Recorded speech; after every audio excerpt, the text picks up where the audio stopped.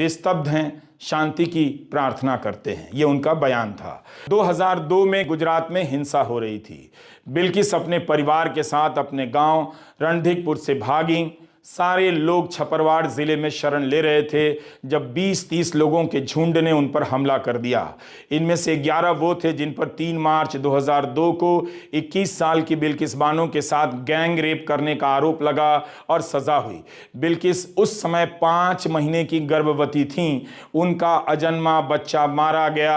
आप नारी वंदना की बात करते हैं और चुप हो जाते हैं। बिल्किस की 3 साल की बेटी समेत परिवार के 7 लोगों की हत्या हुई थी।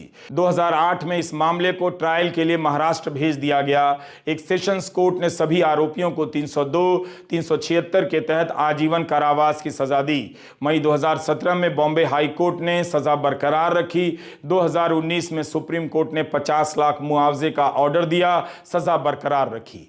अप्रैल 2023 में justice Nagarathna, justice KM Joseph की बेंच इस मामले में सुनवाई कर रही थी। उन्होंने ऑर्डर दिया कि केंद्र और गुजरात की सरकारें अगली सुनवाई पर दोषियों की रिहाई की फाइल तैयार रखें। केंद्र और गुजरात सरकार ने कहा कि हम कोर्ट के फैसले का रिव्यू फाइल करेंगे। तब जस्टिस जोसेफ भी हैरान रह गए। जस्टिस अदालत की टिप्पणी को डिटेल में समझने के लिए आपको केस को समझना होगा और उसके लिए पहले 11 नाम जानिए। जसवंत नाई, गोविंद नाई, शैलेश भट्ट, राधेश्याम शाह, बिपिन चंद्र जोशी, केसर भाई वोहानिया, प्रदीप मोरहड़िया, बाका भाई वोहानिया, राजू भाई सोनी, मितेश भट्ट और रमेश चंदाना।